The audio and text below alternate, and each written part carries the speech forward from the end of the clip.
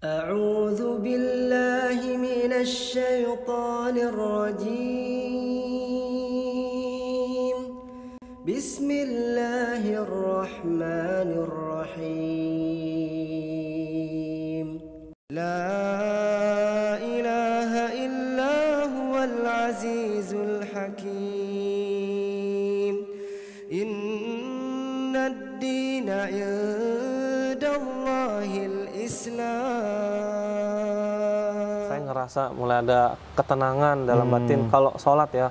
Bahkan Sampai dalam detik batin. ini, demi Allah, Masya Allah. saya bersaksi bahwa sampai detik ini, ketika saya sholat, saya merasakan ketenangan itu dalam jiwa saya. Masya Allah. Ya, karena saya hanya menyembah satu Tuhan saya, yaitu Allah Subhanahu Wa Taala, Rabbul Alamin, yang menciptakan kita, yang maha kuasa atas segala sesuatunya. Saya berani bersumpah, jiwa saya tenang dalam agama Islam. Bismillahirrahmanirrahim. يا أيها الذين آمنوا ادخلوا في السلم كافة.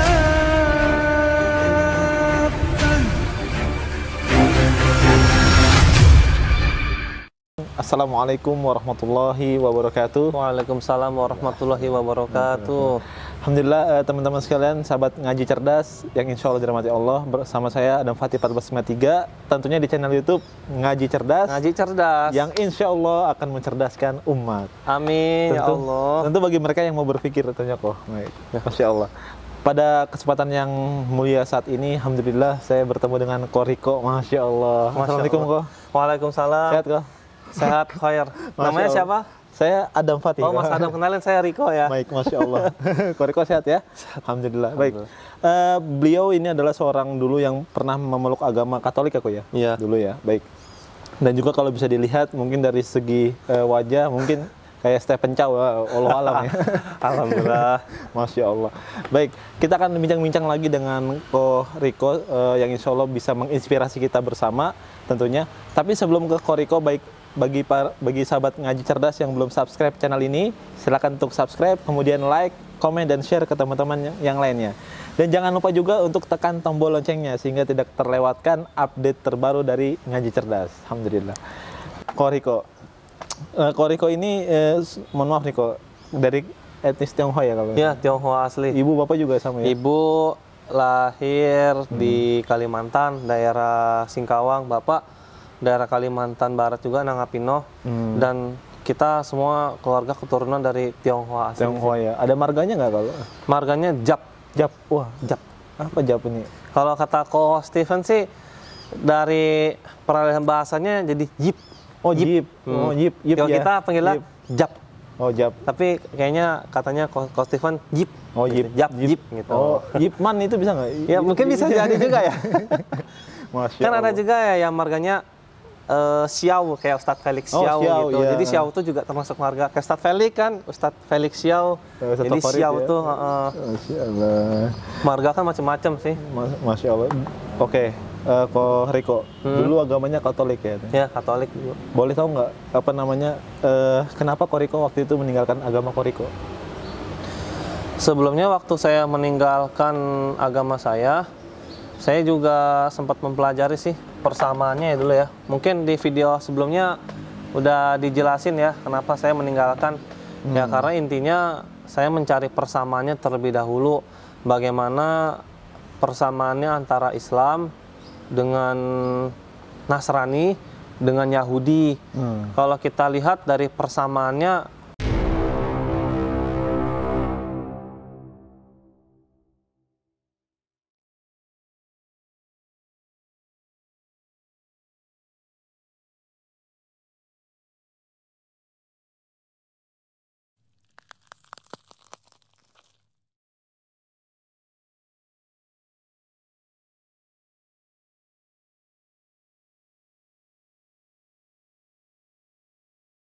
ya banyak sih kesamaannya kan.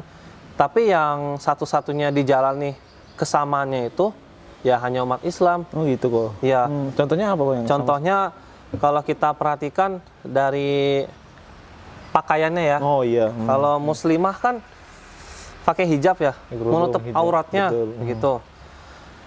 Ternyata di Nasrani pada zaman dahulu dan Yahudi zaman dahulu juga, mereka menutup auratnya juga, kayak gitu.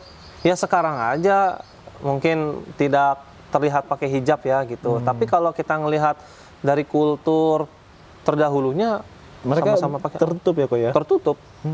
Boleh cek ke, kalau kita misalnya pergi ke gereja Katolik, Bunda Maria, ya, pakai hijab nggak? Tertutup pakai kan? ya, iya, Iya. pakai. Karena sejatinya ya menutup aurat. Pada zaman dahulu seperti itu. Ya, ini kita ngomong apa adanya. Mereka pakai hijab di patung-patungnya itu yang kita lihat. Ya benar nggak saya? Ya kalau salah tolong dikoreksi. Ya, mohon maaf. Artinya meneliti ya kok ya? Iya, lihat. Lihat ternyata dari agama-agama yang agama Katolik ternyata Islam menjalani itu semua, jadi ada kerasa kebingungan gitu ya, kenapa kok Iya. nggak dijalanin ya gitu Ya sempat sih waktu lagi ibadah juga di gereja, sempat banyak kok galau ya, bimbang ya gitu. Waktu di gereja gitu, kok kayak bimbang sendiri ya. Padahal udah dipaksa-paksain itu di gereja ibadah, tapi kok kayak nggak tenang ya. Kayaknya ada pergumulan di hati nih, kayaknya ada yang belum terjawab nih, kayak begitu. Oh gitu. Itu yang saya rasain sendiri. Oh gitu. Ya, Yang sulit terjawab dalam agama Koko waktu itu apa? yang sulit terjawab itu dalam saya sudut pandang perspektif saya, kenapa kok Tuhan saya seperti ini ya? Maksudnya bisa dilihat seperti manusia pada umumnya begitu kan? Ya kalau yang saya tahu kan, yang sejauh saya ketahui, Tuhan itu kan Esa, Tuhan itu kan Maha Kuasa dong, tidak mungkin menyerupai wujud bentuk dan ada rupanya, ya seperti itu. Dan satu-satunya Tuhan yang masuk di nalar logika itu adalah agama Islam, gitu. Masya Allah. Berarti meneliti ya dari agama yang dulu. Lalu kemudian gini kok, pada akhirnya kenapa Koko milih Islam ini? Gimana ceritanya bisa milih Islam nih? Waktu itu, waktu sebelum saya pilih agama Islam, saya mencoba-coba dulu dari perkara ibadahnya. Oh gitu. Misalnya perkara dari sholat. Oh, sholat juga waktu itu? Sebelum masuk Islam, sholat ya. La haula wala quwwata illa billah. Ya, mungkin orang mikirnya saya di masjid ikutan sebagai muslim biasa ya, padahal belum Islam tuh. Belum. Iya. Tapi sholat. Mungkin dikira Intel kali. Ya kayak Intel. Belajar, walaupun saya banyak dinasihatin, banyak salah-salahnya, tapi saya tetap ya udah sholat, lakukan gitu. Ucapannya waktu itu, waktu sholat, subhanallah, Allahu Akbar, alhamdulillah, la ilaha illallah. Apa yang diucapkan oleh muslim saya ikutin aja gitu. Ya walaupun nggak ada tuntunannya kan, tapi alhamdulillah saya ngerasa mulai ada ketenangan dalam batin kalau sholat ya. Sampai detik ini, demi Allah, Masya Allah. saya bersaksi bahwa sampai detik ini ketika saya sholat, saya merasakan ketenangan itu dalam jiwa saya. Masya Allah. Ya, karena saya hanya menyembah satu Tuhan saya, yaitu Allah Subhanahu wa taala. Rabbul alamin, yang menciptakan kita, yang maha kuasa atas segala sesuatunya. Saya berani bersumpah, jiwa saya tenang dalam agama Islam. Karena saya sholat, sujud hanya kepada Allah. Masya Allah. Berat Tuhan yang menciptakan kita. Itulah sejatinya fitrah Manusia. Iya, kita kembali kepada Allah. Itu kan kalau dari segi jiwa kok. Kalau dari segi akal kok kan tadi kan sempat disinggung juga tuh akal tuh. Ya, kalau dari akal, masuk akal kan Islam itu kita menyembah Tuhan yang menciptakan kita. Kalau kita perhatikan di kepercayaan yang lain, nah begitu kan, kita menyembah tokoh-tokoh misalnya begitu, atau mungkin di satu sisi di tokoh-tokoh yang dituhankan itu ternyata dalam kitabnya sendiri mereka mengatakan juga bahwa Tuhan itu di langit, Tuhan itu ya Esa, Tuhan itulah yang nggak berwujud, nggak berupa. Cuma kitanya saja yang tidak, kurang literasi dalam membaca gitu. Ya kalau kita perhatikan di berbagai macam kitab-kitab terdahulu, entah itu kita sebut Injil, Zabur atau Mazmur, Taurat, kitab-kitab dari agama-agama selain agama Samawi ya, ya mereka juga mengatakan Tuhan itu satu esa. Kalau kita mau baca. Gitu, Masya Allah. Tapi pada intinya yang melaksanakan ajaran tauhid Tuhan itu satu esa siapa? Islam. Umat Muslim. Muslim. Gitu. Iya. Yang benar-benar melaksanakan. Iya, Masya Allah. Itulah kebenaran. Itu masuk akal ya, Masya Iya. Allah ya. Nggak bisa dipungkiri lagi itu. Jadi kalau ada orang yang mungkin masih kekeh terhadap kitab yang Koko tadi sebutkan, harusnya mereka lebih harus membaca supaya Ya. mereka paham ya. Siapa Ya. yang benar-benar menjalankan ketauhidan selain Islam gitu, misalnya gitu ya. Masya Allah. Luar biasa ya perjalanan kok, Masya Allah kok. Iya, perjalanan Masya Allah. Terakhir berapa ratus kilo ditempuh kali. Nggak bercanda itu. Itu serabutan, jalan-jalan naik motor. Oh gitu? Iya. Ngapain tuh? Iya. Ya, jalan-jalan, Jalan-jalan. ngantar-ngantar minuman, Oh, jualan Masya gitu. Allah. Saya kan dulu, kalau boleh cerita ya, saya ini lahir dalam keadaan tuh sudah punya privilege gitu. Dalam artian privilege itu mungkin waktu saya belum lahir, kakak saya yang kedua belum lahir, orang tua saya sudah mengalami getir pahitnya hidup. Itu kenapa saya bisa tahu? Kakak pertama saya ngalamin ya. Kebetulan kakak saya itu udah ngalamin masa-masa sulit kedua orang tua saya gitu. Mulai dari ibu saya gendong kakak saya saking susahnya gitu. Setelah saya lahir udah brojol ya, saya udah dalam keadaan bisa dibilang sudah menapaki hidup enak kedua orang tua saya, alhamdulillah gitu. Jadi kakak saya bisa sekolah tempat yang bagus, cici saya bisa sekolah yang bagus, saya juga di sekolah yang bagus, kehidupan enak, berada, mampu, ya makan cukup, tempat tinggal ada, kayak begitu sih. Cuma setelah saya memeluk agama Islam, yaitu saya harus merasakan vibes euforia, di mana pergantiannya itu berubah drastis. Ibarat kalau saya cerita pergantian dari warga sipil biasa, terus daftar jadi polisi atau tentara, kan mereka digojlokin tuh, Iya, beda, betul. bukan jadi sipil lagi, tapi jadi tentara atau polisi gitu kan, didikannya beda. Sama ketika saya meluk agama Islam, saya kan berarti sudah pilih hidup saya sendiri ya. Ya berarti kan dari masa transisi, saya itu masa transisi yang hidupnya udah enak, udah nyaman, saya harus pontang-panting, bener-bener ngerasain susah gitu. Ya kemiskinan lah, bahasa simpel lah kayak gitu. Kalau dalam segi ibadah ada nggak waktu itu sulit awal-awal? Ini ya, Masya Allah, Alhamdulillah. Kalau dalam segi ibadah, ya inilah nikmatnya negara kita tercinta ya, Indonesia. Dalam segi ibadah, saya pribadi ya, nggak merasakan gangguan-gangguan atau baik secara fisik ataupun verbal ataupun secara mental, tidak ada gangguan. Ya bisa menjalani dengan tenang. Misalnya saya mau belajar Al-Quran, belajar ngaji, ya udah belajar ngaji aja. Tinggal kitanya mau tekun atau enggak. Sebenarnya berarti nggak ada yang sulit ya? Nggak ada. Kebalikannya inilah. Kalau kita lihat ke Palestina, bagaimana mereka? Masya Allah, mereka dari lahir Islam, belum apa-apa, juder, bom meledak, tembakan di mana-mana. Mereka mau ibadah ditembakin. Kurang apa kita enaknya sebagai umat Muslim yang terlahir di negara Indonesia ini? Ya nggak? Betul nggak pemirsa? Betul, betul. Ya kan? Kita ibadah slow aja, tenang. Seperti yang saya alami waktu saya meluk agama Islam, saya alhamdulillah diayomi, dibimbing, dirangkul, diajarin bagaimana tata cara beribadah yang sesuai tuntunan Rasul Sallallahu Alaihi Wasallam. Tenang gitu, alhamdulillah. Masya Allah. Artinya ketika Koko masuk Islam, ukhuwah Islamiyah itu kuat sekali. Nah itu ya. yang paling saya, Masya Allah ya, luar biasa nih sampai sekarang saya alami, ukhuwah Islamiyah itu kuat banget. Saya merasakan tali persaudaraan itu erat sekali. Tapi tidak menampilkan bahwa walaupun saya punya rasa ikatan kesaudaraan pada saudara Muslimnya kuat, saya tetap juga punya tali kekerabatan dengan saudara yang lain, yang non Muslim ya. Ya, jadi walaupun tidak satu dalam agama, satu dalam persaudaraan bangsa dan negara. Gitu. Satu persaudaraan dalam manusia ya kok ya. Betul. Tepat ya kok ya. Iya. Masya Allah. Terus juga sempat juga Koriko juga sempat ketemu Ustadz Felix dan seterusnya Ya, Ustadz Felix ya, Masya Allah itu gimana? idolaku itu. Oh, idola ya. Iya.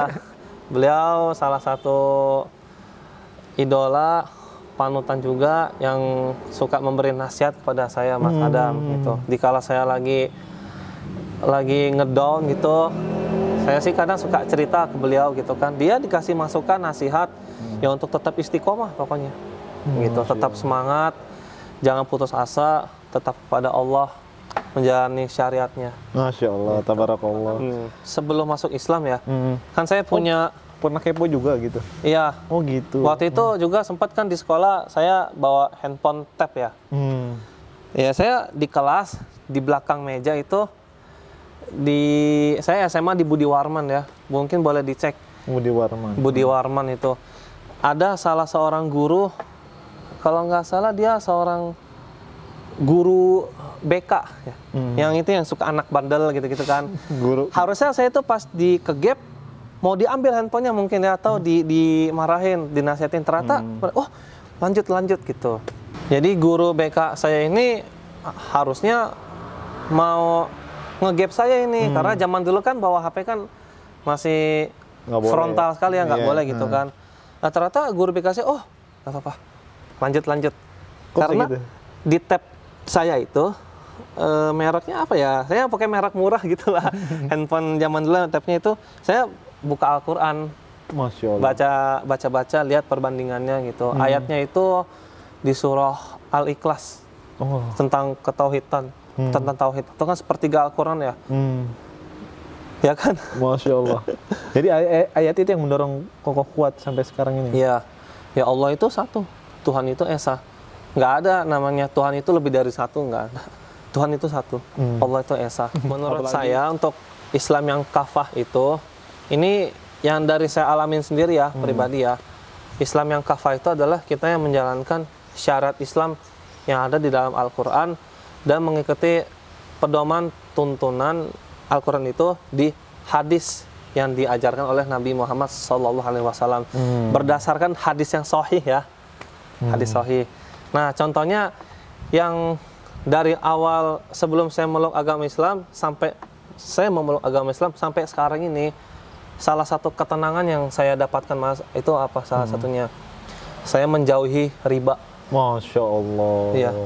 Dari awal saya peluk agama Islam, saya belum tahu tentang riba. Tapi saya udah lihat di poster-poster itu, bukan spanduk ya, apa sih? Yang ditempel di tiang listrik itu, yang sewa badut kayak atau WC. Ini dia tulis di tiang listrik itu, pinjaman 5 juta, cair. Nanti balikinnya 500.000 dikali 16 bulan gitu. Itu keadaannya saya lagi sulit, lagi kepepet duit, tapi saya ngeliat tuh, saya kok kurang serk ya, kayak nggak bisa kalau kayak gini. Saya minjam 5 juta, balikinnya bisa 7 juta, 8 juta gitu. Nah ternyata setelah saya lebih perdalam lagi, bagaimana Islam itu yang kafah, itu riba namanya, nggak boleh. Nggak boleh. Ngutang. Yang saya pelajari lagi lebih lanjut, ternyata 1 dirhamnya aja, itu setara berzina dengan 36 kali. Iya kan, nauzubillah. Yang paling rendahnya itu berzina dengan ibu kandung. Nah, kenapa saya nggak mau riba ya? Karena saya tahu kalau saya ngelakuin riba, ngutang, nyicil, kredit, segala macam ya, yang akadnya riba, nilainya tambah dari hasil pinjaman awal tadi, itu bakal menyengsarakan, menyengsarakan. Lagi biar nggak diketawain. Iya. Kayak ini. Kita akan membuat sulit hidup kita sendiri. Itu akan mempersulit hidup kita sendiri, Mas Adam. Ya. Nggak bisa kalau kayak gitu. Makanya di dalam Islam kan kita diterapkan ajarannya seperti apa? Qanaah. Hidupnya nggak usah mewah. Maksudnya tarif kehidupan kita tuh kebutuhan aja gitu. Sederhana, yang penting cukup begitu. Percuma kan kita punya handphone 10 yang dipakai juga 1, paling mentok 2. Ya nggak, hidupnya qanaah aja, sederhana gitu. Nggak usah kita terlalu mentereng, wah harus punya nih, tapi dengan cara riba. Nauzubillah minan zalik. Itu akan mempersulit hidup kita sendiri. Itulah salah satu syarat Islam yang kafah ya. Riba itu jauhin ya. Iya, termasuk kita ketika dalam bermuamalah hindari itu akad ribawi. Ya, karena sekarang banyak faktanya yang masih jalan riba ya. Padahal kita ini kan umat muslim. Kita ini kan umat pilihan. Tapi kenapa kita bisa lemah seperti ini? Ya karena ngelakuin riba itu, Mas. Sebagai contoh, misalnya seorang ibu rumah tangga sama kepala rumah tangga, pernikahannya padahal adem ayem aja, tapi gara-gara ngelakuin riba, itu bisa hancur rumah tangga, cekcok. Bahkan bukan berujung pada rumah tangga juga, itu bisa nyebar ke yang lainnya. Kalau ngelakuin riba, misalnya riba itu kan bisa merusak berbagai macam ya. Kalau misalnya istri atau suami ngelakuin riba, karena dia riba, utangnya banyak, cicilannya banyak, nggak kekejar, akhirnya suami nggak istri ngelakuin hal yang haram. Misalnya istrinya, nauzubillah minaz zalik, ya jangan sampai kejadian pada kita ya, menjajakan dirinya biar dapat uang tambahan. Buat apa sih? Karena riba itu dari hutang awal tadi, dia ngelakuin dosa lebih besar. Yang suami ngapain tuh? Korupsi, korupsi, makan uang, tilep sana tilep sini. Karena apa? Karena riba buat bayar utang, kredit. Kalau enggak dia ngakalin orang, nipu. Padahal harusnya dia hidupnya tenang, gara-gara riba, jadi nggak tenang, berbuat dosa yang lebih lagi. Ya itulah salah satu penerapan Islam yang kafah. Ya, kita harus jauhin riba. Ya. Iya. Ya. Dan Koko sendiri pernah merasakan itu kayak. Jadi Koko juga punya pengalaman yang sangat itu. Jadi pengen yang nonton ini juga termotivasi ya kok ya. Iya.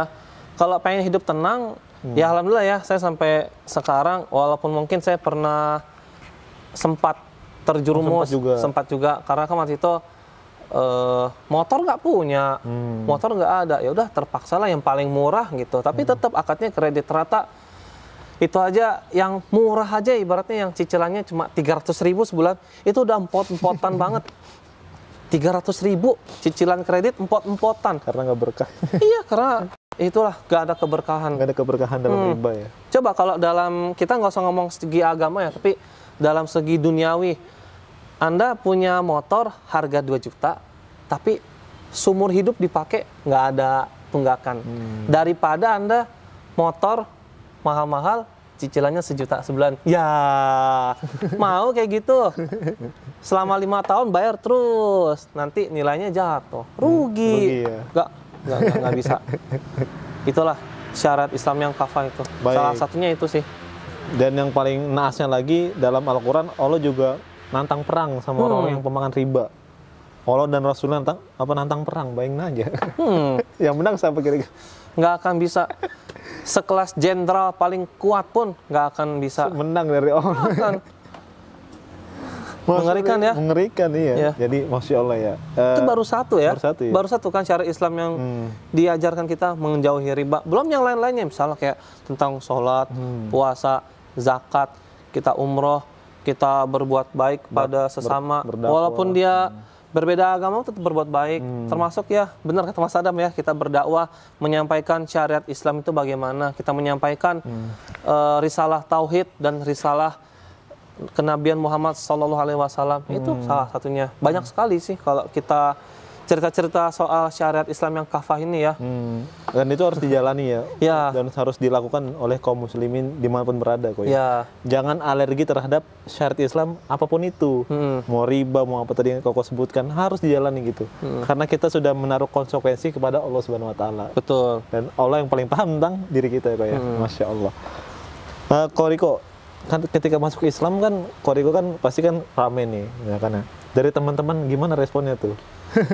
Oh iya, saya teman-teman dekat khususnya. Ya, saya sharing ya, ini pengalaman saya pribadi, pelajaran untuk teman-teman yang lain, untuk teman-teman yang pemirsa mungkin nonton ini yang mualaf juga belum mungkin, beragama Islam ya, terutama ya, yang udah agama Islam juga, yang udah mualaf maksudnya udah meluk agama Islam.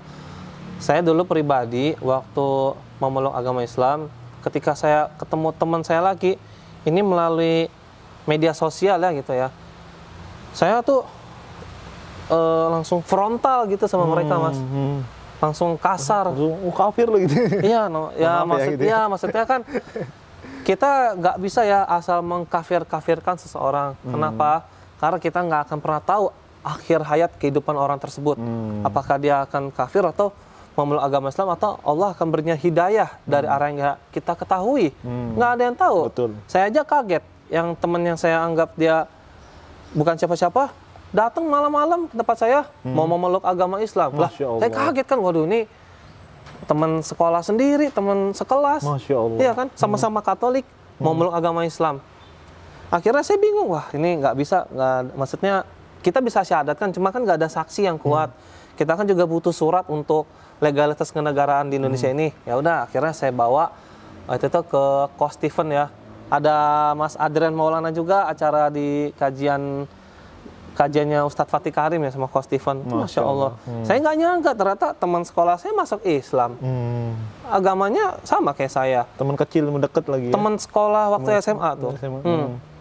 Kita nggak ada yang tahu gitu. Makanya kita juga, apalagi nih lebih fatal lagi nih. Kita sebagai muslim, sesama seiman, saudara muslim ya, mengkafir-kafirkan nggak boleh gitu, nggak bisa. Kita udah saudara seiman, masa dikafir-kafirkan nggak boleh gitu. Jadi konotasinya itu harus pas, penempatannya nggak bisa asal nyebut kayak gitu. Mungkin harus ada teknik-teknik untuk apa biar kalimatnya baik ya, ya bagaimana menyampaikannya dan seterusnya. Karena seperti itu. umat Nasrani ini, umat Yahudi, Nasrani ataupun agama yang lain manapun ngelihat kita bukan dari teks Arab gundul, mereka nggak bisa baca. Mereka itu ngelihat kita dari adab dan akhlak kita. Gitu. Bahkan ada kalau kita bisa lihat mereka agamanya Islam bukan, tapi kok perbuatannya apa yang dilakukan ya seperti umat muslim. Nah itu yang diajarkan. Nah itulah kita harusnya malu ya, jangan sampai seperti itu. Berarti awal-awal ketika masuk Islam keras nih ya, nyampein kurang, wah ini Islam yang paling benar gini, tapi ternyata memang sih kalau kita ketahui Islam memang paling benar gitu. Cuma ada penyampaian yang lebih bagus. Cuma caranya jangan sampai keras, apalagi nih yang buat yang baru memeluk agama Islam, jangan langsung dakwahi teman-teman kita pakai dalil-dalil kitab suci mereka sendiri gitu. Nanti kita yang pas dibalikin lagi nggak bisa jawab gimana gitu kan. Mendingan caranya itu adalah tunjukkan akhlakmu yang baik, tunjukkan adabmu yang baik. Kalau kamu punya kelebihan harta, kasih. Ya, walaupun misalnya kita harta pas-pasan, minimal kita menunjukkan, misalnya dulu kita pelit gitu kan. Terus kita jadi baik, misalnya traktir, ajak makan, dah saya yang bayarin gitu. Alhamdulillah Allah telah berikan rezeki kepada saya. Berarti kan artinya, semenjak dia memeluk agama Islam, nggak pelit loh, tapi lebih dermawan gitu. Harap siapa? Allah yang kasih rezeki kepada saya. Jadi dakwah nggak itu? Dakwah aja. Jadi memberitahu bahwa yang berikan rezeki saya Allah. Seperti ini nih, Allah semuanya. Melalui perantarannya macam-macam, misalnya dari bisnis kayak, atau dari kerabat, rekan, keluarga, saudara. Rezeki kan ada aja gitu ya. Yang penting halal. Oke. Begitu juga yang Koko lakukan terhadap keluarga ya? Iya. Sama keluarga, jadi Koko juga nunjukin bagaimana adab, akhlak dan seterusnya ya. Karena kalau apalagi ya yang paling fundamental itu ya keluarga. Yang paling utama itu keluarga ya, menurut saya gitu. Iya, yang benar sih. Betul, emang betul. Keluarga kan. Kalau misalnya dulu kita sama keluarga, sama ibu bapak ngebentak gitu, marah-marah, ngomel, ngelawan gitu. Sekarang setelah meluk agama Islam, iya mah, iya apa gitu. Cium tangannya, hormatin mereka. Mereka ngomong apa, ya didengerin lah. Jangan dilawan. Walaupun misalnya ibu kita, aduh ibu nggak suka kamu pakai baju warna merah, ganti baju biru. Turutin aja baju ganti biru. Aja ya? Iya, ganti aja. Selama itu tidak menentang syariat agama, misalnya kamu pergi ke dukun deh. Nah, itu baru maaf mah, ini aku harus menyampaikan. Maaf Pak, aku harus menyampaikan. Dalam agama Islam kita dilarang datang ke dukun. Kenapa? Karena itu udah perbuatan syirik besar. Syirik itu apa sih? Maaf Pak. Syirik itu adalah menyekutukan Allah. Jadi kita mengakui selain Allah ada lagi orang hebat selain Allah. Itu siapa? Makhluk itu, dukun, orang pintar. Nah, itu kan sebagai salah satu contoh dakwah ya. Menjelaskan secara baik-baik gitu. Walaupun kita ada pilihan hidup, misalnya kita pengen jadi pengusaha gitu, atau jadi pedagang, ibu bapak kita nentang, jangan, kamu kerja aja nak. Nah, kan bisa caranya baik-baik, begini loh ma, gini loh pak. Beda waktu misalnya orang yang belum masuk Islam, nggak mau, aku maunya seperti ini gitu. Itulah kita kalau udah memeluk agama Islam, tunjukkan akhlakul karimah kita pada orang tua ya, saudara-saudara. Ya pokoknya jangan seperti kayak dulu lagi lah, tabiat itu harus lebih baik lagi. Jadi jangan lempar apa-apa, jangan lempar dalil, jangan lempar kamu harus gini, nggak bisa kayak bahkan gitu. Orang tua yang muslim sekalipun, yang mereka ngajarin kita ngomong, mereka nggak bisa baca ayat-ayat suci Al-Quran, belum bisa ngaji, nggak tahu Arab gundul, ya jangan kita lawan mereka. Mereka yang ngajarin kita ngomong loh, iya kan? Jangan kita lawan, walaupun dia orang tua kita muslim gitu. Mau muslim non muslim beda agama tetap Dia orang atau tua. orang tua, birrul walidain. Biru walidain. Nggak boleh kita ngelawan. Bahkan Allah tegas sekali dalam Al-Quran aku ya. Allah ngomong kalau ibu itu jangan dibantah walaupun dengan kata ah. Tuh Iya. tegasnya. Ya. Itulah ayat suci Al-Quran mengatakan nggak boleh mengatakan kepada orang tua aja itu ya. Padahal Iya. sekali itu Ibu nggak boleh. Nggak boleh. Itu masya Allah ya indahnya Islam. Ya, Masya Allah. Ya cukup berperilaku baik kepada orang tua perkara hidayah biar Allah yang kasih. Ya, begitu kita tugasnya sebagai anak atau keluarga mendoakan yang terbaik buat mereka. Ya Allah, berikanlah keberkahan kepada kedua orang tuaku ya Allah. Ya Allah, berikanlah rizki yang berkah untuk kedua orang tua hamba ya Allah. Berikanlah hidayah, petunjuk jalan dan kebenaran untuk kedua orang tua hamba ya Allah. Berikanlah mereka kesehatan, berikanlah mereka keberkahan sebagaimana orang tua hamba mendidik hamba dari lahir sampai sekarang ini.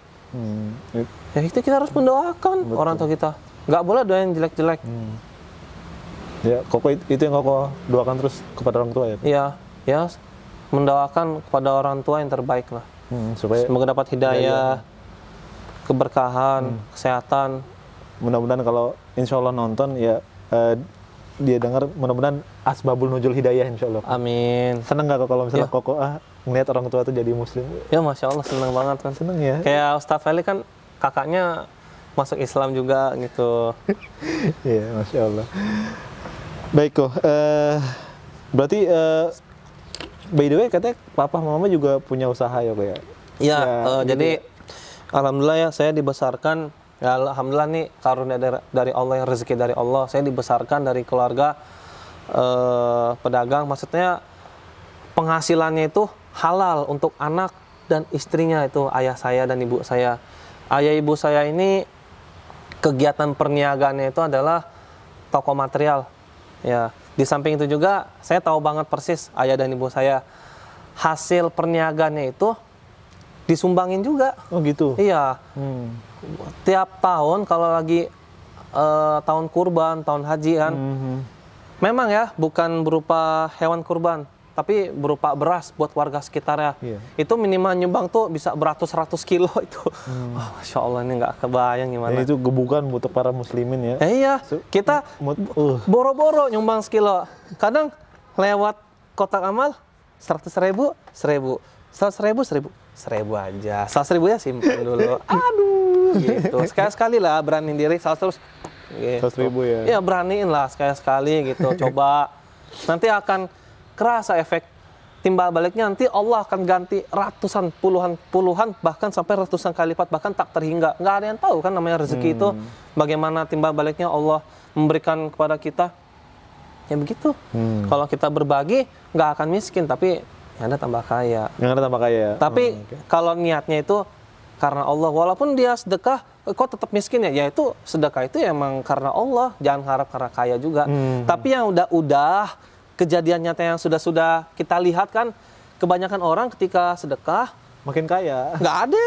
Makin miskin. Saya cek berita, kayaknya nggak ada deh berita yang Pak Fulan sedekah, jatuh miskin. Nggak ada. Kaya rata-rata sih. Masya Allah. Iya. Ya, Abdurrahman bin Auf contohnya, sahabat Nabi ya. Ya, Masya Utsman bin Allah. Affan juga. Utsman bin Affan juga. Bahkan sampai merinding. Abdurrahman bin Auf tuh sampai berdoa, ya Allah kenapa kok banyak mulu artinya gitu. Ya karena mereka rajin sedekah ya kayak Masya Allah. Ya. Tapi sekarang udah baik hubungan sama keluarga kok. Hubungan sama keluarga alhamdulillah sih sampai baik. sekarang baik. Bahkan ini saya mau dikirimin sushi ini dari Masya apa? Allah. Kakak saya kan yang perempuan nih Cici ya. Usahanya kuliner juga sushi dan tentunya sushinya halal. Saya udah tahu karena nggak pakai bahan-bahan seperti mirin, alkohol, sake. Ya pokoknya halal lah gitu. Itu ada Sushi Mas namanya. Nama usahanya Sushi Mas. Sushi Mas. Kalau bapak ibu saya kan material. Di mana materialnya dicondet. Oke. Jangan area tengah. Nanti dikasih ini ya kok tabelnya ntar di bawahnya ya. Baik. Kok kalau misalnya keluarga Koko misalnya ada nggak pesan-pesan yang pengen Koko sampaikan kepada keluarga apa? Kalau misalnya pesan-pesan untuk supaya mereka tuh dapat hidayah, kira-kira Koko mau ngomong apa tuh? Ya, yang ingin saya sampaikan kepada keluarga saya ya.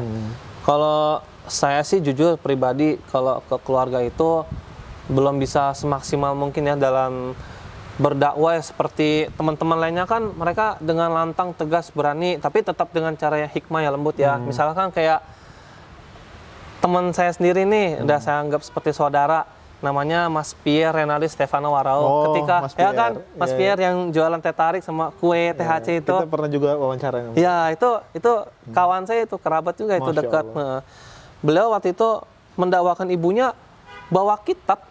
Oh gitu. Bawa kitab Arab gundul, kitab ulama, dikasih lihat, ini loh, Ma, nih kitabnya ini loh. Ini ajaran seperti ini gitu. Alhamdulillah ibunya terketuk hatinya dan menjauhi larangan dari larangan yang Allah larang gitu. Ya kalau saya kayak begitu jujur belum bisa. Dia lama di Al-Qur'an ini nih. Nggak bisa. Ya paling menunjukkan dengan cara akhlakul karimah sih, berbuat baik, mencontohkan. Baik. Yang saya harapkan itu kalau saya pengen boleh ngomong, ya cuma bisa doain sih kepada orang tua. Maunya gitu, doain orang tua biar Allah aja yang berkehendak. Masya Allah, tabarakallah. Kok kabarnya Koko apa namanya, selain Koko berkegiatan jualan juga Koko ya? Iya. Jualan apa tadi? Jualan minuman. Minum apa nih kalau betul? Minumannya teh tarik. Teh tarik ya. Ya IG-nya Hidayah Drinks. Hidayah Drink ya. Macam-macam nanti jualan minumannya Baik, juga nanti kan. bisa pesan di situ ya Kok ya? Atau Bisa. di mana kalau biasa kalau pesan? Nanti langsung DM ke IG saya bisa di @hendriko95_. Nanti ada foto saya Mas Felix di situ. Masya Allah. Iya. Gitu ya. Kok ada pesan-pesan kan nih untuk para mu'alaf nih? Iya. Seperti yang Koko sudah alami saat ini, untuk pesan-pesan untuk para mu'alaf seperti apa Kok? Kalau ada pesan-pesan? Kalau pesan-pesan ya, Masya Allah ya, pertama saya mengucapkan selamat untuk teman-teman yang sudah memeluk agama Islam. Semoga istiqomah, hijrahnya benar-benar karena Allah. Walaupun dalam keadaan sesulit apapun, ujiannya seperti apapun, tetaplah di jalan agama yang hak ini, agama Islam.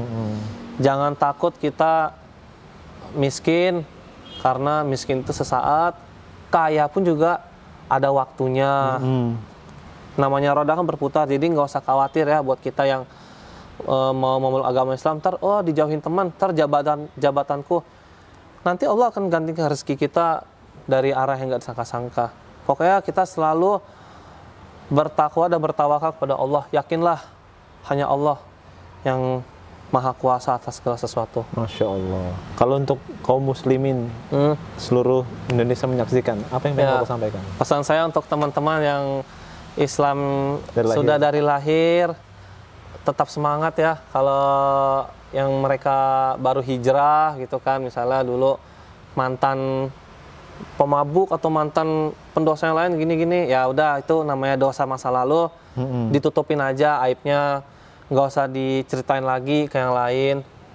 Dan kita tetap harus semangat menjalankan syariat Islam ini. Misalnya kita dulu, wah aku kan udah hijrah, ya udah digeber sholatnya gitu, digeber ngajinya, khatamin Qur'annya, lancarin ngajinya. Saya pun juga masih belajar ngaji kan, tetap gitu. Ya tetap belajar kita kan, sebagai muslim harus belajar. Yang sekelas ulama pun juga belajar. Harus belajar. Halakoh terus. Masya Allah. Antum juga halakoh terus ya? Ya masih bertahap. Bolong-bolong ya. Alhamdulillah. Baik. Baik. Masya Allah, itulah kisah hijrah dari Koh Riko. Semoga jadi inspirasi ya Kok ya buat sahabat ngaji cerdas nih. Dan juga amal jariah buat Koh Riko nih. Amin. Ya. Yang nonton insya Allah dapat hidayah, terus kemudian jadi rajin sholat. Gara-gara nonton ini asbabul hidayahnya mudah-mudahan ya Kok ya. Amin. Baik, itu saja yang bisa kita sampaikan pada kesempatan hari ini. Terima kasih sahabat ngaji cerdas yang sudah menyaksikan sampai akhir. Mudah-mudahan kita semua diberkahi oleh Allah Subhanahu wa taala. Akhir kalam, barakallahu fikum. Wassalamualaikum warahmatullahi wabarakatuh.